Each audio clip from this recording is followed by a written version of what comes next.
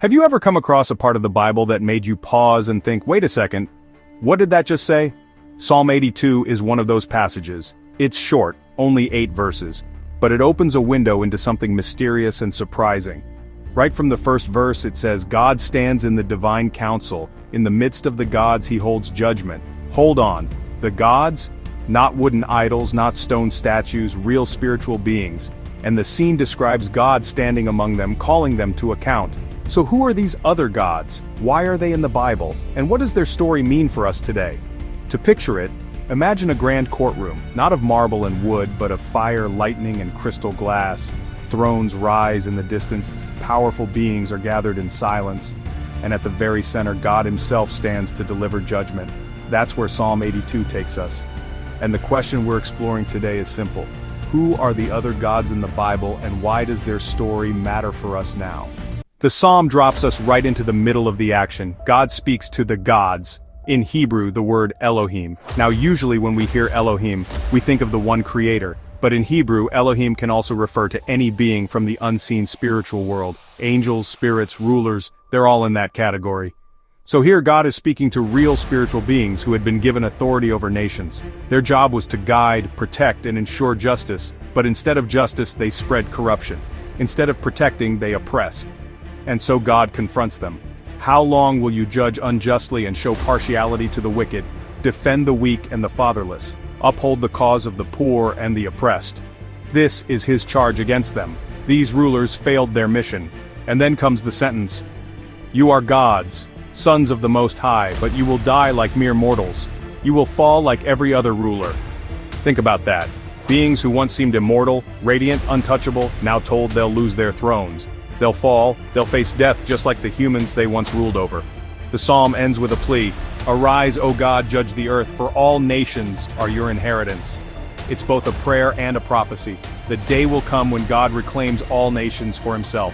This isn't the only time the Bible pulls back the curtain on the spiritual world. In the book of Job, the sons of God present themselves before the Lord, with even Satan among them.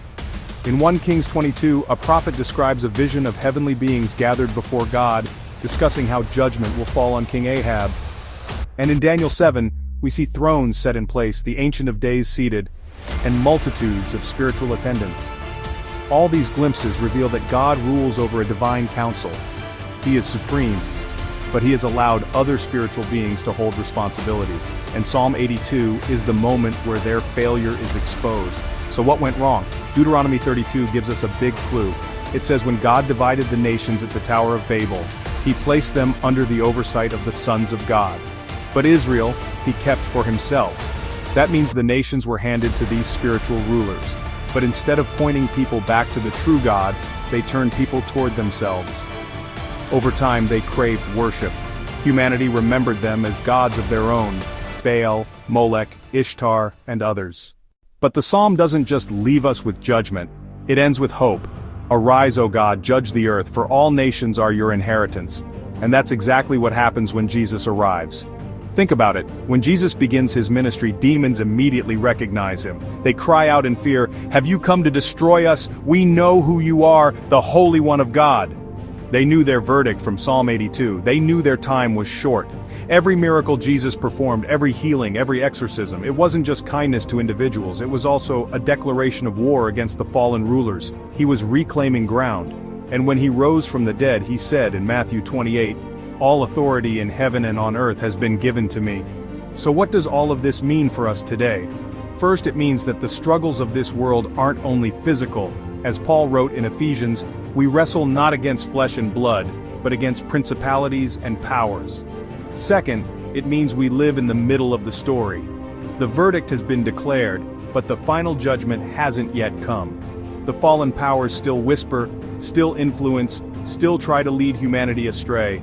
But their time is limited, and their defeat is guaranteed. And third, it means we have hope, because the God who judges is also the God who saves. While the corrupt rulers face their downfall, you and I are invited into his kingdom. We're called to live under his authority, to bring light into dark places, and to join in his mission to reclaim the nations. Psalm 82 isn't just about a mysterious council in heaven. It's about the bigger story of justice, rebellion, and redemption. It reminds us that God sees every abuse of power, every act of injustice, and he will not let it go unpunished. But it also reminds us that his plan has always been to rescue, restore, and reclaim. So the lesson is this: no power, no idol, no spiritual ruler can stand against the authority of Christ. The nations belong to him, and so do we. We hope you enjoyed Who Are the Other Gods in the Bible? Psalm 82 explained. If this video gave you a fresh perspective on Scripture, don't stop here. There's so much more hidden in the Bible waiting to be uncovered. Please remember to like, comment, and subscribe to our channel Throne and Kingdom so you don't miss what's next. Together, let's keep discovering the truth that's been there all along.